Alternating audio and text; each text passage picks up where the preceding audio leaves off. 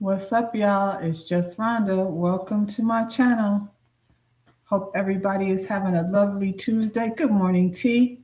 It's Tuesday. We in here to do the darn thing, get into the things that are the things. And before we get started, like the video, subscribe to the channel, and don't let whack ass people fuck with your dope ass energy. That's the message for the day. Don't let whack ass people fuck with your dope ass energy because we run into whack ass people everywhere we go. We leave the house, you're not late for work, you on your regular schedule, and then some whack ass person has to do the most, cut you off, be impatient, try to pressure you to get out the way. Traffic is so stressful, and I'm talking about where I'm from and probably where y'all are from too. Traffic is stressful. You can be taken off your, what they say, off your square. You can be taken off your square based on somebody's whack ass energy. I was on a walk the other day. I feel like I was on the phone with T. I was on a walk the other day,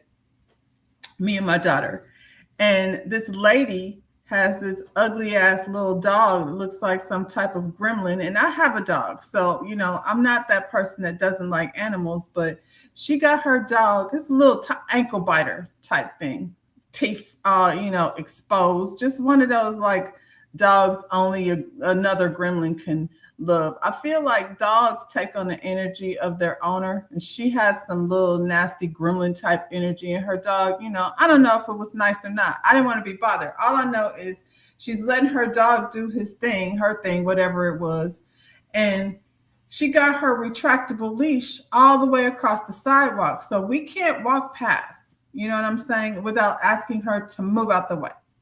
So I'm like, excuse me. And she like barely moves out the way and doesn't retract that damn dog. So now he's coming, towards me.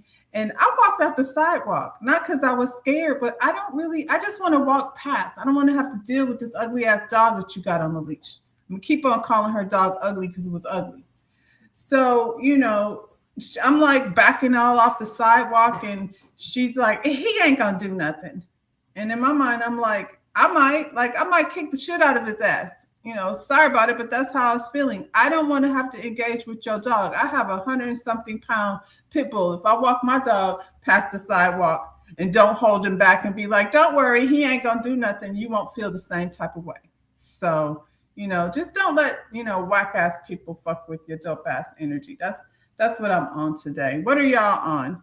I'm on some H2O, and I'm hoping to get a little bit of that caffeinated. I'm not sure if I've had enough caffeine this morning in order to move smoothly, but we don't see what happens. If I get a little jittery, I did too much. I won't do too much. Sometimes I'll just take a couple few sips, and that's all I need. So we'll see what happens. Let's get into the things that we normally get into, because what do we do over here? We get into the things that are current events, and a little bit of celebrity gossip, and we always getting into the things that are excellent in black, that is history, and the excellent things that we do. So we're going to start with 19-year-old Haley Taylor Schultz. I'm saying it wrong. Schultz. It's not like a normal last name, for a melanated person. I'm going to go ahead and guess her daddy is probably other. I'm just saying, based on the last name, I could be wrong, but she makes history as the youngest black woman to graduate from law school in the U.S. At just 19 years old, Haley Taylor Schlitz, I don't know, made history as the youngest black woman to graduate from law school in the United States. She finished high school at 13. She graduated at 16, and she earned her law degree at 19. Now she's using her platform to advance for educational equality. Thank you. Educational equity and representation for gifted students of color. I mean, that's a amazing thing. That's a lot of accomplishments at a young age, 19. These young law students, they turn into our judges and our lawmakers. So yeah, shout out to this young lady. She's been doing it since she was a baby, probably reading, running around as a toddler, saying smart things. So yeah. We have a lot to celebrate when it comes to our excellence. What else? There's more, because there's always more. Let's see. Oh, we got another young girl doing big things over here. 17-year-old black girl makes aviation history. Kamora Freeland becomes New York's youngest licensed female pilot. That's dope. At just 17 years old, Kamora Freeland is making aviation history as New York's youngest licensed black female pilot. Proof that black girls belong in the sky and in every industry. The sky isn't the limit, it's just the beginning. You know, I remember as a kid getting on an airplane and just the respect that came from the pilot when he would walk out and say hi to everyone, and so to see, I never saw a young black pilot, not female. I've seen young black male pilots, and even then when you see a black pilot you be like, okay, look at John over here running things on this airplane. So it's the same thing with the captain of a ship.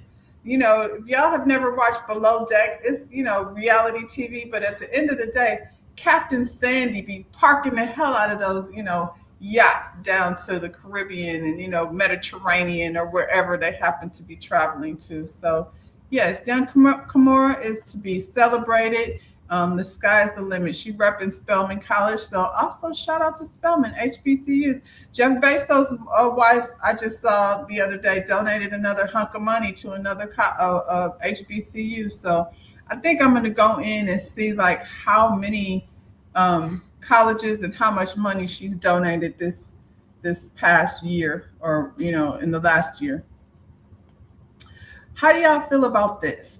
Lab grown chocolate is reportedly coming to the shelves in 2027.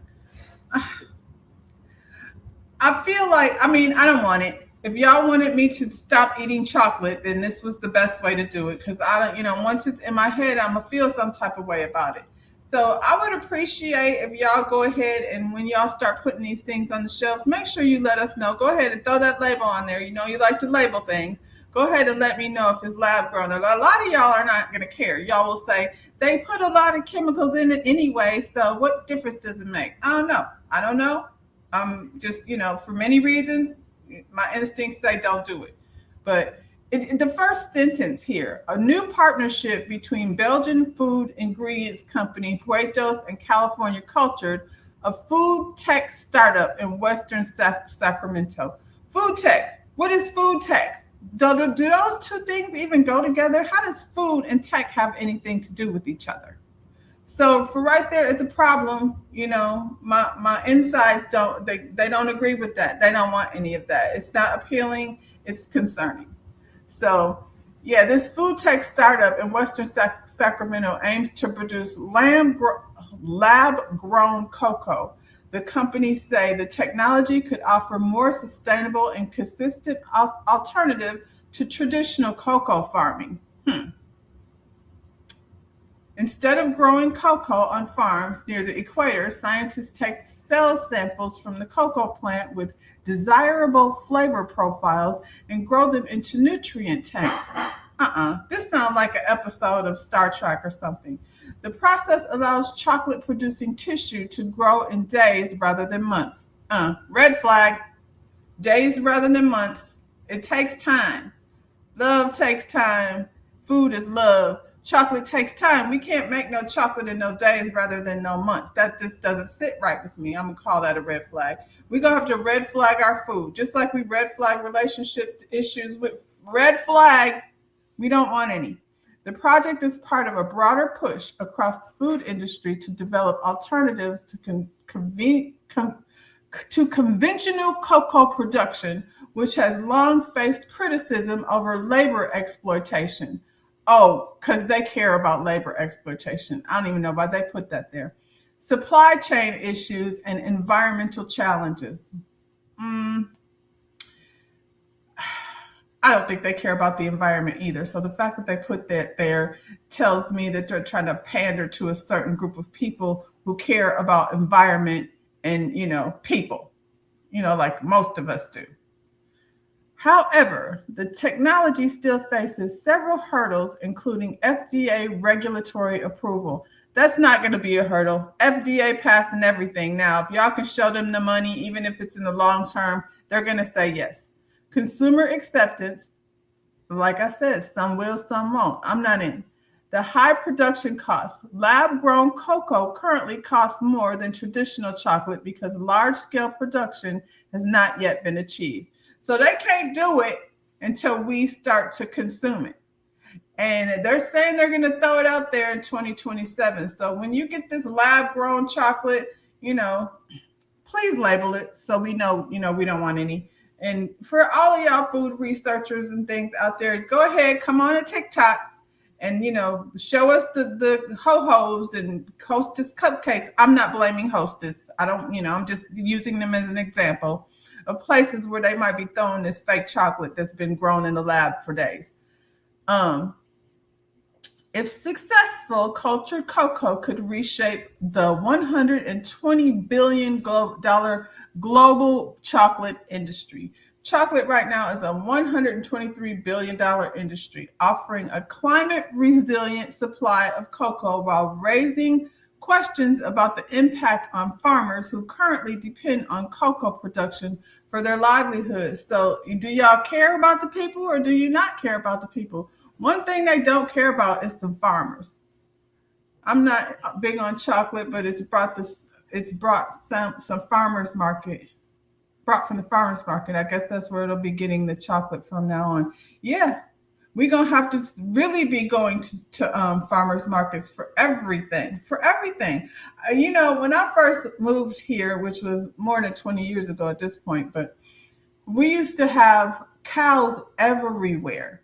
There was this patch in my, where I live in my city where we would have to drive past, and it was this long patch of, cow pasture that we would like hold our breath in the car because it's a cow pasture and it's stinky. But I don't see any cows anymore. I saw a patch of cows the other day and I was like, whoa, where did that come from? Because what was normal to us before is now like not the norm. And yeah, I am a chocolate person, and this hurts my feelings because, what am I supposed to do? I'm not eating no lab-grown chocolate. Maybe this is the thing. This is the thing that brought me to the end of the chocolate road. I'd like to be at the end of this road. Your boy is over here. He's found another place to conquer. Great. So Trump is on one. He believes he'll have the honor of taking Cuba during his presidency. The comment reportedly came while he was speaking to reporters at the White House, where he suggested the United States could end up taking control of the island in some form. Trump has been hinting at this idea for weeks. Whether we take it, free it, I think I can do anything I want to do with it, he said. In the video, he went on to praise the geographical location of Cuba, claiming they aren't in a hurricane zone, so we wouldn't have to worry about them asking for money every week during hurricane season. How dare you ask for money when your island just got, clamored by a hurricane, a natural disaster? By the way, stupid ass president, Cuba definitely is in the hurricane zone. So, bring your paper towels because, that's what you call rescue and, support. If you recall, in February, he told reporters the Cuban government was in serious financial trouble and said the U.S. might end up having what he called a friendly takeover. Everybody likes that. We love a friendly takeover. I would love to know what that looks like when somebody friendly takes over. He also claimed U.S. officials had been holding talks with Cuban leaders at a high level, but didn't explain what taking Cuba would actually look like. Well, friendly, he said so. It's going to be friendly when he does it, or how it would happen. I guess they just go walk over there and say, who got the keys to the office? We're here for a friendly takeover. Now, these comments have sparked reactions from social media users. Well, what are your thoughts on this? Well, let's hear it from the horse's mouth. Weather.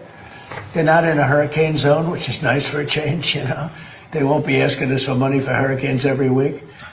But But I think Cuba's the end. You know, all my life I've been hearing about the United States and Cuba. You know, when will the United States do it? I do believe I'll be having the honor of taking Cuba. That'd be good. That's a big honor. Taking Cuba. Taking Cuba in some form, yeah. Taking Cuba. I mean, whether I free it, take it, I think I could do anything I want with it. You want to know the truth? They're a very weakened nation right now. They were for a long time. Very violent leaders. And great weather. They're not in a hurricane zone, which is nice. I mean, he's not even kidding. Like he's just like, I think we're just gonna take over Cuba, so it'll be friendly. I can do whatever I want. What'd you say, T? Is that why he stopped oil from going to the islands and now the whole island has no electricity? He don't care. And I feel like we over here, like most of my life, you know what I'm saying? I've grown up, and you too, we've grown up like hearing about war over in other places, acting like it can't happen here. And then our leaders don't care. His ballroom bomb shelter is probably finished at this point. We haven't heard the word ballroom, you know what I mean, for a very long time. But his ballroom bomb shelter, I'm sure, is very much in effect. Probably got finished before he decided he was going to go over and like friendly takeover places and do whatever it is he wants to do. I have, you know, a feeling about Cuba, Cubans, not Cuba necessarily, but definitely Cubans that live here in America. The Latino community has such a confusion. You know how we have colorism, they have it too. I feel like they have it worse than we have. So Cubans identify as white. What'd you say, T? If you take Cuba, then they will be Americans. You can't deport them. He doesn't think that far. He doesn't think there's hurricanes over there either. And they over here, you know, I have neighbors that I told y'all have a Trump sign in their garage. When I come out of my house, if their garage is open, I got to see it. And so like every day I'm like, y'all still representing? This ain't enough? You still, so maybe they like, yeah, take over Cuba. Like the way they support him is very weird to me. Plies is over here talking about, you know, how he feels. Plies is from Florida. So, you know, his opinion is similar to the way I feel about the situation. I'm going to let him tell you what he feel about it. They was on what I was on. But now that I look at it, it ain't as clear to me no more. And I'm trying to ask y'all, do y'all feel, Latino brothers and sisters, do y'all feel y'all are more in line with Black folk, or do y'all feel like y'all are now more aligned with Caucasians? You know, and I don't know if y'all feel like y'all more aligned with Caucasians, or if y'all inspired to be more like them than y'all do Black folk. I don't know. I'm fine with it either way. I'm just trying to get clarity on it, because it's not as clear to me now than it used to be. Like I used to think we was in the same fight. But now when I see things, you know, I remember the last election talking to Latino folk. They, oh no, he gonna give us money. He gonna, you know, and I just be like, God damn, like that's the motherfucker want to get y'all out of here. And the only reason I'm asking, because I need to know who I'm defending. Like I don't want to be defending no motherfucker who don't even fuck with me for real. So I'm asking so I know who I should and shouldn't be defending. So if y'all can just help me understand y'all thought process and who y'all feel y'all align more with. You know, I remember growing up, all my Latino buddies, they was on what I was on. But now that I don't have no questions no more about who this ain't my fight. Y'all got it. Yeah, y'all want to be over here supporting Trump. I've seen Puerto Ricans with, you know, American flags tacked up, Trump, Puerto Ricans for Trump. They had a whole parade. This is on y'all. Like, I mean, are you going to protect your country? What you going to do with it? The dumb part is that he ran on putting them out of the country, and to Trump, all Hispanics are Mexicans. Mexicans, Puerto Ricans, Cubans, they think they white. He don't. So yeah, I'm not here to fight. The Cubans are not invited to the cookout. Now, this goes across the board. So Puerto Ricans, Cubans, Dominicans damn sure don't want to be black. Not invited to the cookout. If you have some Latina allies, please feel free to take them a plate. You know what I'm saying? We're not cutting them out of the culture completely, but the cookout must stay segregated. We on a revolution. Everybody go to their own corner. So Cubans, y'all got Cuba. Trump said he finna go take it and do whatever he want to do with it. That's on y'all. Please let us know how that turns out. Jasmine. Texas Congresswoman Jasmine Crockett is addressing the death of a man who once worked as part of her security detail after he was fatally shot during a standoff with Dallas police. Authorities identified the man as 39-year-old Damon Mizar Robinson, who was reportedly operating under the alias as Mike King. Mike King, Mike Jones, Big Mike, Mike, you know what it is. According to the investigators, Robinson died Wednesday night after a confrontation with SWAT officers in a hospital parking garage. Police say he barricaded himself inside a vehicle before tear gas was deployed, and he allegedly pulled a pow-pow on officers. Allegedly? What does that mean? Do we have body cam footage? I want to see what he pulled out. Robinson had also been under federal investigation for impersonating law enforcement. In a statement, Crockett's office says security contractor had been hired through approved vendor that had previously worked with local agencies and Capitol Police. That means she went through y'all. She did not go find Mike down to the hood. Mike was sit over there by a vendor used by, the powers that be. The fact that an individual was able to somehow circumvent the vetting process for something as sensitive as security for members of Congress highlights and loopholes and other shortcomings may be many of our systems, the statement read. I don't know what I just said. The office added, "We are praying for the friends and family of the man that we know as Mike King. Mike, Big Mike." Well, I don't know that that's his nickname, but I feel like Mike's always got extra. What we're now learning is that his past doesn't fit the person we came to know as Mike King. Listen, it's a revolution. I don't know that she hired this person personally. Seems like she went through the vendors that y'all provided. But I would feel much more comfortable having Mike on my security team than some of the people that y'all sometimes, hire. Let's listen to this news report. They had a news report, letting us know a little more. Let's see. They're trying to scare her by attacking her team. I feel like that's what it is. Like I said, I'm not mad at Mike. We're gonna listen to this to this news report, and then we'll get back into the conversation.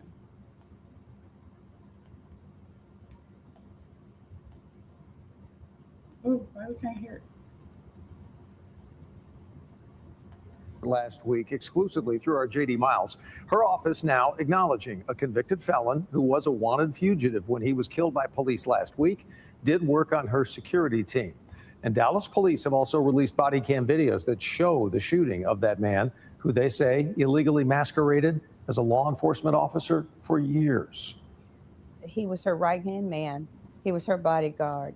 He was the one standing next to her. Those who knew him as Mike King say he presented himself as a professional bodyguard for Congresswoman Jasmine Crockett. Upon meeting him, he did show me his Capitol Police ID. He had a Capitol Police pin on his shirt. Janice Crowther is a retired Dallas police officer who now works as a dignitary protection specialist. She says the man she called Mike took this photo of her with Crockett during a campaign stop she was hired to work last year. Last week, the Congresswoman's bodyguard led Dallas police on a chase to a hospital parking garage, where body cam video shows he was shot and killed after pulling a gun that authorities say was stolen. It turns out that King's name was actually Diamond Mazare Robinson. The 39-year-old had multiple convictions for theft as recently as 2017. before changing his name, which authorities say allowed him to not only become Crockett's personal bodyguard, but also start an online business helping law enforcement officers find off-duty work. He's very good at hiding his true identity. Police say it was stolen government license plates from a Navy office in Irving that finally got police onto him last week in downtown Dallas. Robinson had been using fictitious information and wearing police-style uniforms to falsely represent himself as a federal agent. Authorities later found 11 weapons inside Robinson's apartment. The Congresswoman's office released a statement today saying she was saddened and shocked. "We are praying for the friends and family of the man that we knew as Mike King. Mike had been in and around our team for years. There was never any reason to suspect that he wasn't who he held himself out to be." Well, I'm shocked. I'm just as shocked as I'm sure Miss Crockett was. I trusted him. I had no reason to believe that he was not who he said he was. He checked all the boxes of being a dignitary protection specialist. Well, I think this whole incident is going to bring about a change to where people are vetted better. That's the sound of an American oil company hard at work. Want to be a part of it? Listen up. Hello, my name is Adam Ferrari. That's it. So, yeah, I mean, I guess it depends on how you look at things. I feel like they said theft. They said he stole something. That's not, the same thing. And they said as early as 2017. Like, that was 10 years ago. Like, I feel like Mike turned himself around. He turned his life around. He found a way to become a better person. So we're going to put his past thievery in behind us. And, we have had a bunch of, PDO mask, PDO people, frozen water people running around, snatching people off the street. I would love to see their credentials. We're not going to, besmirch Mike's name. He was 29 last time he did something wrong. He got over here. He turned his life around, found himself a space in this society as a security person. So, I would love to know why y'all chased him in that hospital parking lot. Was it because, like you said, T, they're trying to scare her? Because, Mike's credentials went through, just fine through y'all's vendors. R.I.P. Mike. That's terrible. That's terrible. I don't believe nothing they saying. So whatever they saying, I ain't buying it. These people still talking. Oh my gosh. I don't understand why these people over here. How long has it been since Meg Thee Stallion got her feet pop-out up? And we still talking about it. Now all of a sudden the security person want to come over here and run their mouth. Not long ago, Unite the People was approached by a gentleman named Bradley James. Mr. James informed us he was working as the bodyguard and driver for Ms. Kelsey Harris during Mr. Peterson's trial. As such, he was in close proximity and he had privy to conversations she was having with her husband and others. Mr. James informed us he was not under a non-disclosure agreement or a confidentiality agreement and was free to speak with Unite the People, and that he was doing it because his conscience would not let him not speak and leave a man in prison for something he did not do. Mr. James informed Unite the People that he was a witness to the conversation Ms. Harris had, where she stated she had the gun, she fired it 3 times, Mr. Peterson grabbed her arm and knocked it down, and the gun fired 2 more times. In essence, Mr. Peterson never shot anybody, never even touched that gun, never fired the gun.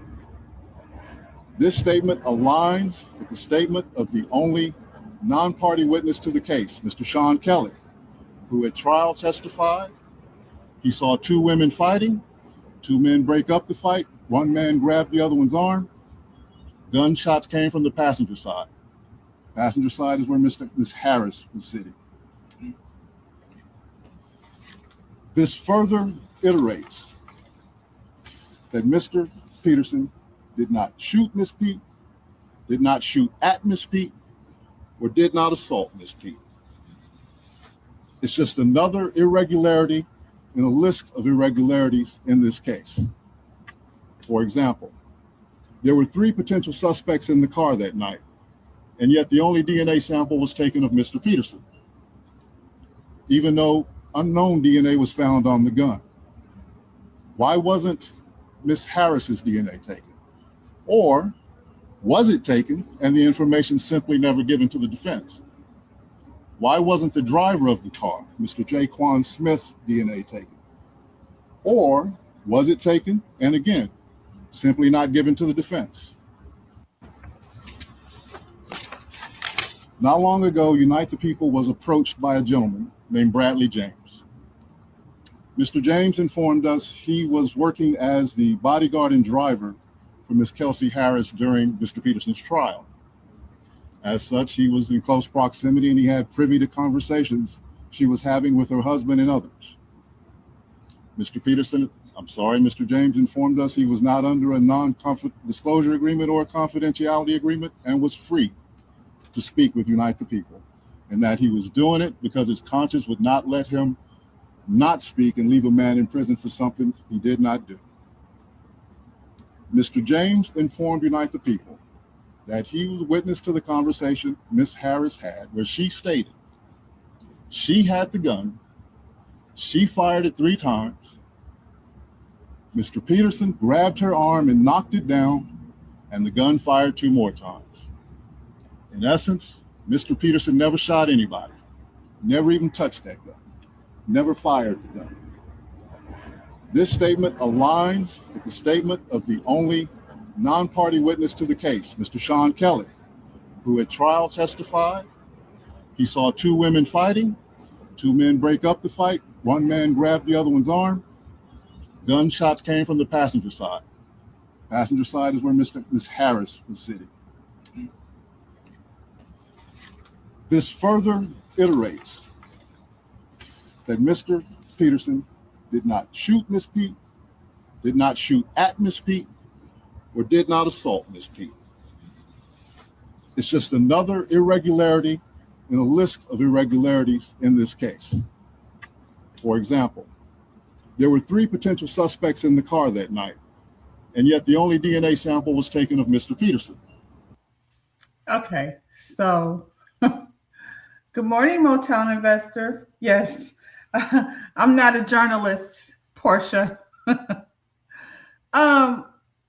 She said Meg is damn near married to another man, and they're still talking about this bad mistake of drunkenness. These were 3 young people drunk in a car. I think the security guard, what's her name, Kelsey and Tory, need to take their ass to jail. But lock them all up. Let them all serve some time. It took them how many years to come up with this cockamamie story? I mean, I'm still confused as to why we're working so hard to protect Tory Lanez. At the end of the day, like T said, Megan is over there with her man, her baby. So let that lady live in peace. You know, her feet are better. She's rising to the top. And yeah, where did this story even come from? Why weren't we saying this in the courtroom, 3-4 years ago? How much time did he get? He should be ready to get out. Most of the time they do. I feel like it was something like 13 years. He got a minute, I feel like, before they let him out. At the end of the day, are we sending him back or are we keeping him over here? He's Canadian. So don't he got to leave? He's not ours. We don't want him. Kelsey is like, they always be talking about somebody is a girl's. Kelsey is one of them low down snakes you can't have around you. Probably been envying Meg her whole life to even end up. We are not out here drunk fighting over who was hooking up with Tory Lanez. That's crazy. Anyway, shout out to Meg and her new man, her baby. Speaking of babies, I don't often do Krishan stories, but this one stood out to me. And if it's anything I could do, help, I'm here. The part that really messed with me is that Blueface doesn't seem active in the child's life because of his disability. Hold on. I feel like that's what triggered me, and my anger overpowered my message. I didn't get to deliver any way, shape, or right, and I apologize to you. It didn't deserve my words, and the grace you showed me spoke volumes to season of your life. You're in the right now, and I'm here to support and congratulate you overly. So I said my son does not have a disability. He is developing at his own pace and hitting his milestones in his own timing. Every child is different, and I'm confident in his growth. If I said it, he had a disability, then he. Right, but it's like, don't tell me. I ain't say none of that. Right. I ain't say none of that. Watch your mouth. Like, say if someone, a doctor, anybody speak against your kid or yourself, then you should not accept it, bro. Yeah. Anybody, if they're guessing or whatever, no, the word said what the word said. God said what the God says. I don't have to accept what you. So it's really like me, like protecting a revelation that I heard from the Lord over my son. Yeah. Like, I can't wait when my son start walking and talking. I'm gonna just be like, exactly. Like I told y'all. He told y'all. Shoot, I was just relaying the message. It's like one of those. He said, and if it's anything I could do, help, I'm here. The part that really messed me. So I feel like, we talked about when Blueface was over here, trying to set the kid up for a fight. I think his name is NLE Chopper. I don't know who all these YNs are, but I think his name is NLE Chopper. And he was over here trying to set up a fight with Blueface's son. And he says something negative about her son. At the end of the day, this has nothing to do with that. She said her baby is 3 years old. This is a picture of her and her son. Her baby is 3 years old. He doesn't walk or talk, and she's not doing anything to help this kid progress. There's programs and stuff out there. I'm assuming she got the money. We've seen her driving around, evading authorities with this baby in the car, coughing up his lungs. And I don't know what's going on with her. I mean, I feel like she has a disability, to be honest. Something is wrong with this girl. But for her to say he's growing, he's reaching his milestones at his own pace is just simple neglect. That's not true. There are programs out there that, like I said, can help him get to his milestones. We watching, she's in denial, but she also a little off herself. I feel like she's absolutely slow. Something's wrong with her. But I mean, and I don't know, like, it seems to be surrounded by ignorance. Blueface mama. I don't know who her parents are. She's out here boxing. I mean, one thing I guess you need to know how to do if you're going to be working at Zeus is how to fight.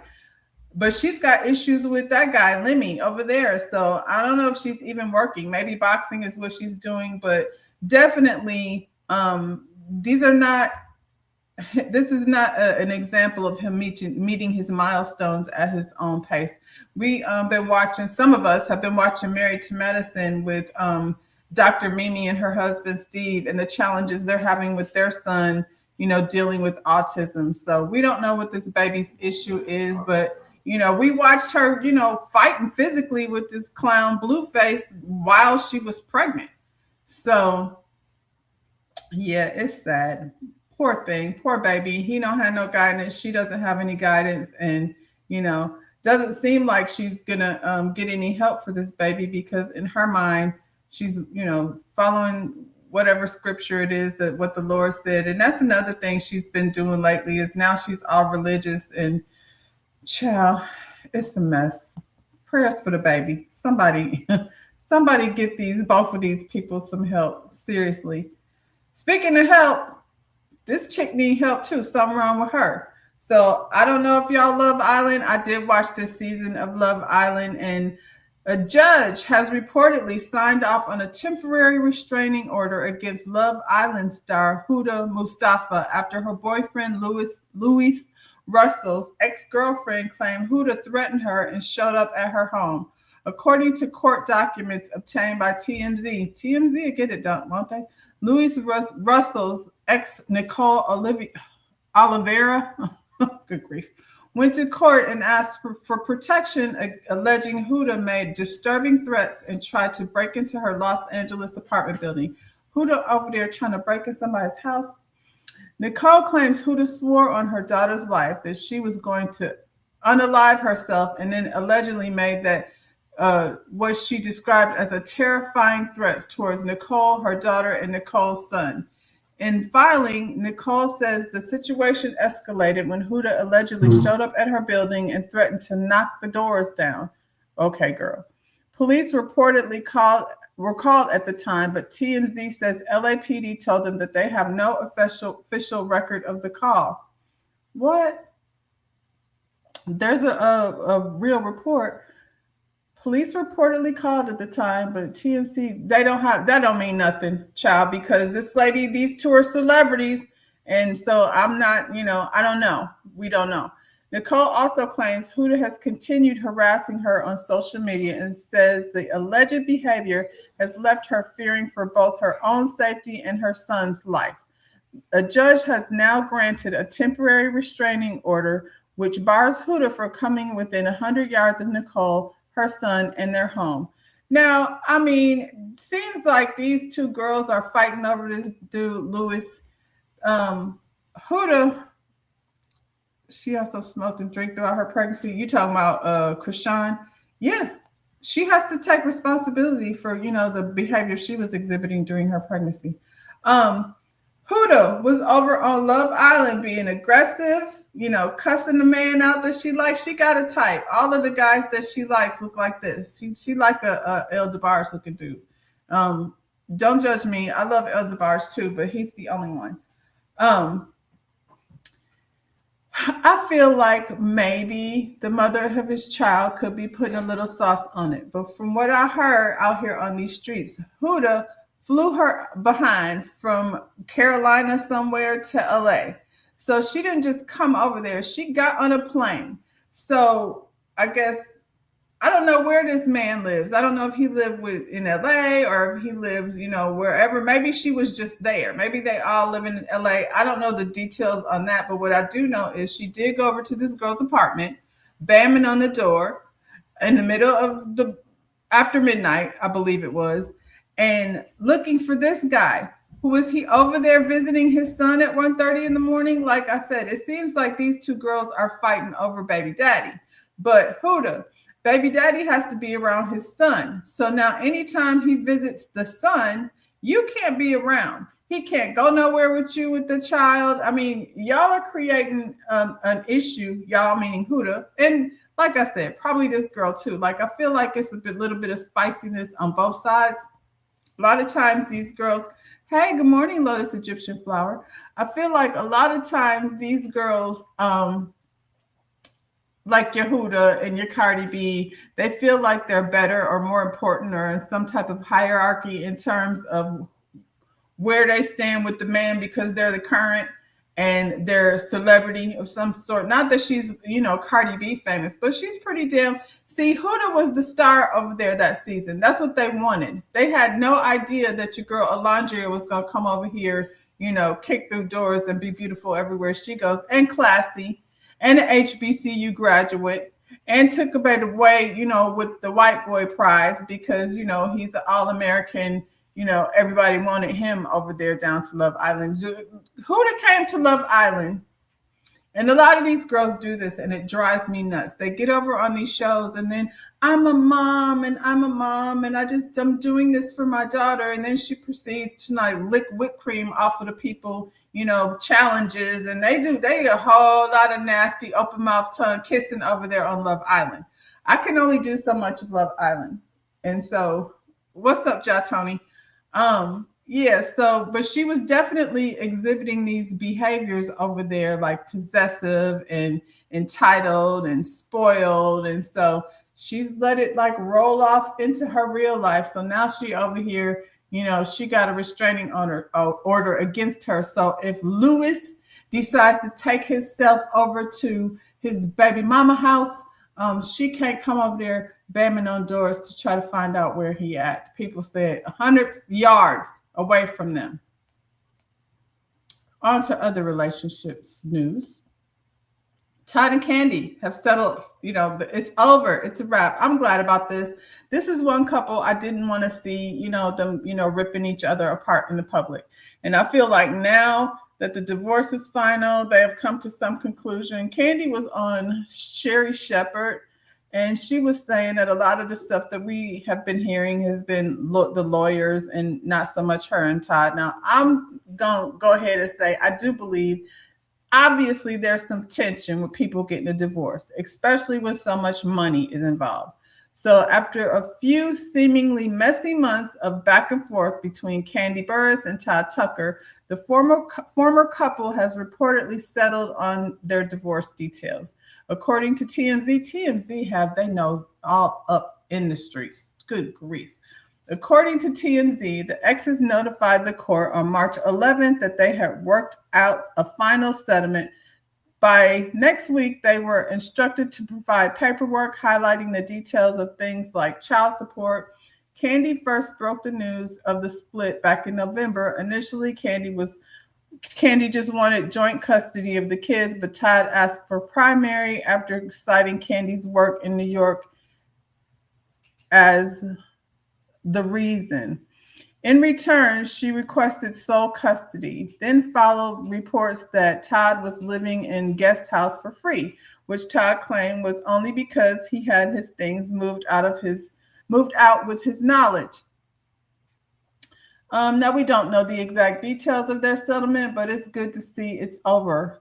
I guess I feel like maybe they probably came to some understanding between the two of them so they can move forward. You know what I'm saying? If things are not too volatile, people can have, conversations. What'd you say, Lotus Egyptian Flower? The marriage lasted longer than expected. Now, Kandi did create this drama that her mother warned her about. See, I feel like they were married for more than 10 years. I feel like it was somewhere around 11 years. That's a long time. I don't think that's a failed marriage. I think, they met each other at a time in their life when, she was still having children. She was, broadening her career. He came into a situation with money. I also feel like women like Kandi that already have money are not likely to meet somebody on their level. You know what I'm saying? She did, but them athletes and all of that stuff that she was doing, it wasn't working out for her. So I think that this was definitely a loving relationship between two people who just, it came to an end. There was no, resolve. And a lot of what happens, I feel like, with divorces is just a lot of fighting with lawyers, so they can get their money. And they were able to come to a conclusion. I'm glad about that. Like I said, I didn't want this to go on and on and on. It only costs money. And their kids are at an age where their energy will be much better spent, attending baseball games with the kids and recitals and things like that. What'd you say? Kandi is doing the Lord's work in New York. She's now bringing Broadway back. Yes, and this is a good time for her to separate. Like, if it's not working, we're going to separate now. And Todd, if you got all this, production and whatever it is you do over there, then, make it happen. And, Mama Joyce wasn't about to like nobody that Kandi was with. So, Kandi said that they're good. I definitely feel like now that the paperwork is done and they can get past, the money part, them houses over there, Ty, get the hell out of her houses. She been bought them houses long before they showed it. Let me go over here. They showed it back in the day when Kandi first bought those houses.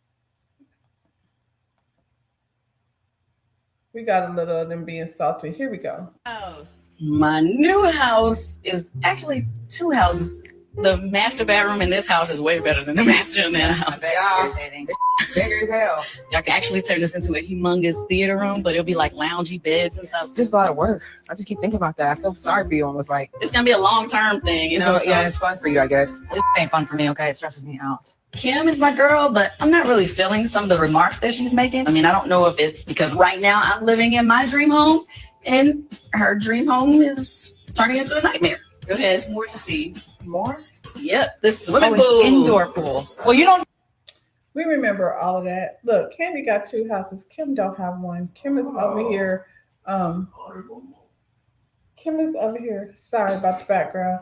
She over here fighting with her husband, and using her kids' money to try to keep the bills paid. But yeah, glad to hear that that's over. So while I was over here, looking, scrolling down the internet interwebs, I saw this. And I was like, what the heck? So let's start here. This is how they have people hemmed up in things that they really are not doing. So the picture with Angela and Todd standing next to each other is real. The picture with Todd and Angela got herself all slung all over Todd, that is fake. And I was like, look, they got him out here like 2 days after his divorce. He all up on Angela in a butt naked dress. And I'm like, Angela, what are you doing? Like, why would you want to be slung up all over this man? And he just, the ink ain't even dry on the paperwork. So it says Todd Tucker, picture with Angela Simmons. Men really do move on fast. This is the story. But he has the right to because he's single and his divorce is almost final. Social media is already buzzing after the two were seen together, with many people questioning the timing while others were defending Todd, saying he's free to do what he wants. When a relationship ends, people handle it different. And sometimes moving on quickly is just part of a new chapter, whether it's just friendly moment or something more. Fans are definitely watching closely. So they're watching closely to see if this is for real or not. I mean, I'm not watching closely. Not that. I think that this is probably AI. The picture with her looking like, I guess he's single, but I don't think that's real. Not that picture. I think women like Candy can meet a man on their own level, which may be tough. It has to be tough, especially like at her age. They had a picture of Candy next to that handsome man. He was very handsome and they looked good in that picture, but Candy says she don't know that man. And then this also like makes Angela look kind of weird. I don't care what those two do. Well, Lotus Egyptian Flower, it's on the blogs. So I don't care, but I thought it was interesting for them to tell this story as if Angela and Todd have something going on. And when you look at the two pictures, it's clear, like it just doesn't, we have never seen Todd really like that at all. When you look at the two pictures, the AI one, this one says in the comments, the picture on the right is real. The one on the left is fake. AI and people keep falling for it. Let's recreate this. This is, just the comments. Anyway, they made a whole story out of something. If they would have put the picture of them just standing next to each other, they don't have a story. But if they drape her all over Todd, like, I don't see her doing that. But I did want to see what she was doing. So this article actually just sparked a little something. I'm like, what is she even doing? Because Angela always like be around posing all, seductively.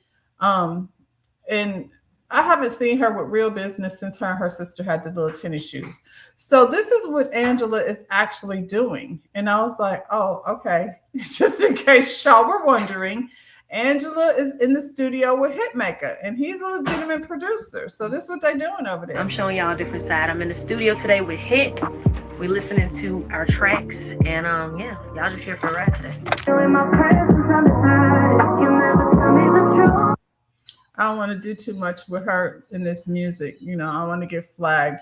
So if y'all want to go listen to the song, you could come over here on her page and see what, she got going on with this song. But, Hitmaker, he just did an interview with, what's his name? Shannon Sharp. Hey girl or whatever, fighting up temptation of girls, show the family, you know what I'm saying? On Christmas with the shit, you know what I'm saying? Show the duality of both lives. Like you see it. I've seen it when you were doing it. We sitting here vibing, but no, it gotta be a girl that's really outside.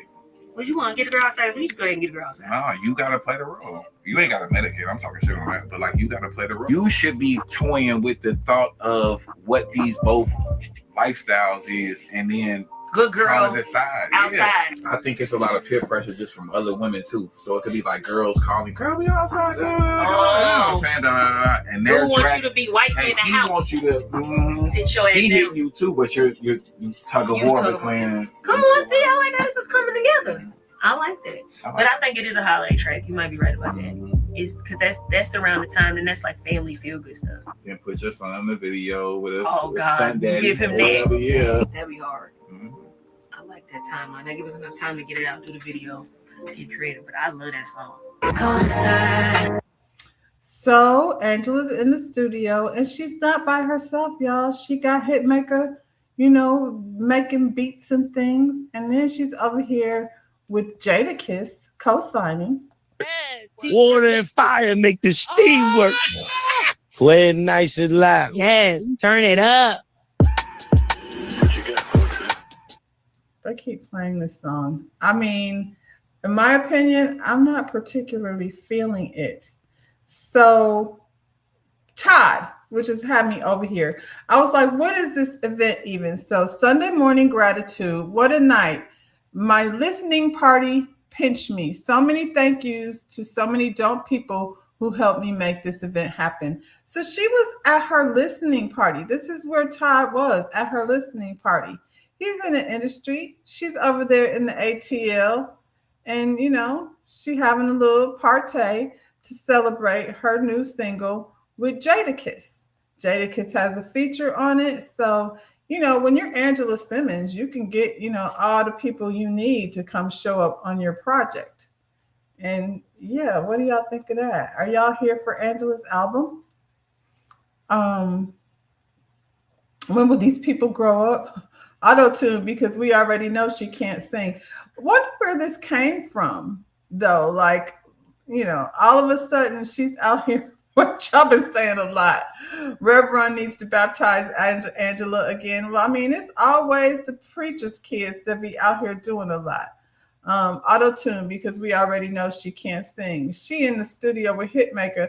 I feel like 2027, maybe I'll, drop an album, see what happens, because, it's never too late to follow your dreams. When will these people grow up? I do feel like Angela's somewhere close to 40, you know what I'm saying? If not already 40. And it's just kind of a little late in the game before, before Angela to start a singing career. She been out here taking photos of her like she doing something. She been had plenty of album cover photos, but here we are with a single.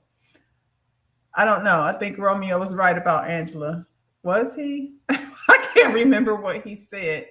I just don't get, like, this just came from out of nowhere. For her to have grown up, like her brothers and all, like been trying to rap or whatever. Now here she is. She went from being Angela Simmons to being a bird. She's definitely exhibiting bird behavior. So if y'all want to hear this album put out by Hitmaker with, a Jadakiss feature, go check it out. See what your girl is over here doing down to the studio and at the listening party. But I don't think it's like has anything to do with her and Todd Tucker necessarily. He was just there at the party. Now, I don't know about any of those other guests was there that he might have been, because, the rumor was he was out here with some chick, cheating on Candy. We didn't discuss that in the divorce papers, but that was what the streets has said. So I got a kick out of this because I've been watching, and I'll probably clip some more. I've seen J-Boog like grinding with his dad bod. Thumbs up, J-Boog. I've seen big chunky, what's his name, Pretty Ricky over here with his shirt off. We don't want any more of that. Now we got Genuine over here. What is this tour? This is not Millennium, but Genuine wants to know, is there any room for you in those jeans? Is there room, any more room for me? Looking good anytime. Is there room, any more room for me?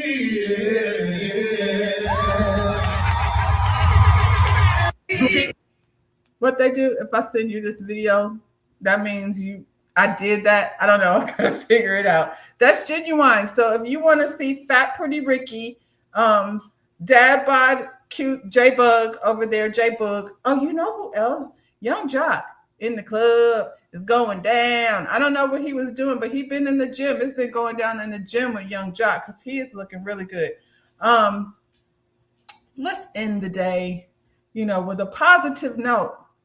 Although I feel like we haven't had a whole lot of negativity over here. But yeah, let's go ahead and wrap it up with, another note, a young man with some wisdom on him. Who do you get a chance to share your brilliance with? Because I haven't heard you talk about it in a while. And I'm like, do you talk about this at school? And you said no. Can you share again what you said to me? So I talk to myself in the bathroom with a mirror. In front of a what? In front of the mirror. So like the mirror is basically a gateway or a thing that's in the dimension that will basically lead to you in an infinite timeline of other dimensions. So if you look in a mirror and say something, that will, one of your other selves in one of the infinite dimensions will hear it. And basically it'll come back to you because it's a mirror. So then you should speak positive things to yourself in the mirror? Yes. Can you speak what you want your future to be like in the mirror and then it will come back to you? Yes, but you don't shout it or say it loudly because then your brain will have to analyze it and there will also be doubt. So you also whisper it, which passes through the mind barrier instantly. So it's like a secret, something you keep secret, and you wanna slowly but surely manifest it. Really? So you whisper it in the mirror. And you've been doing this? Oh my gosh, baby, that's amazing. So I just asked you, like, who do you get? I mean, you never know where your wisdom is going to come from. That's all I have to say about that. I think in the morning and in the evening before I go to bed, good morning, high vibes. Before I go to bed, I think I'm going to whisper, to myself and manifest things in the mirror. The mirror technique is a practice that Reverend Ike taught. I remember Reverend Ike a little bit, but when you put Reverend in front of it, I'm gonna go ahead and just listen to the little boy. Because when you put Reverend in front of it, I think you're gonna be like asking me to pay my tithes before I pay the mortgage. I'm just saying that's the stuff that these preachers put going out. But I am going to start whispering my morning affirmation and my evening affirmation. I'm going to tell myself to find a wealthy Nigerian to marry in another dimension. A wealthy Nigerian, be careful, Lotus Egyptian flowers, because make sure their name not Osefo. I'm just saying, when you're picking your Nigerian, just, you can't leave these wishes and affirmations open-ended. You know how when the genie is in the bottle and then you wish for things but you don't complete the thought, but make sure you complete the thought. I feel like your manifestation needs a little more in case you be out there, like Wendy down to the jailhouse with a mugshot with Happy Eddie. What you say? That little guy is in another level. Yeah, I love that. I love that. So, before we go to bed tonight, let's get our affirmations, our manifestations in order. And as you spend the rest of your Tuesday down to the job, don't let whack ass people fuck with your dope ass energy. And on that note, y'all like the video, subscribe to my channel. I don't think I'll be here tomorrow. So I'll see you Thursday. And we're gonna talk about sinners, y'all, on Thursdays. Anyway, bye y'all.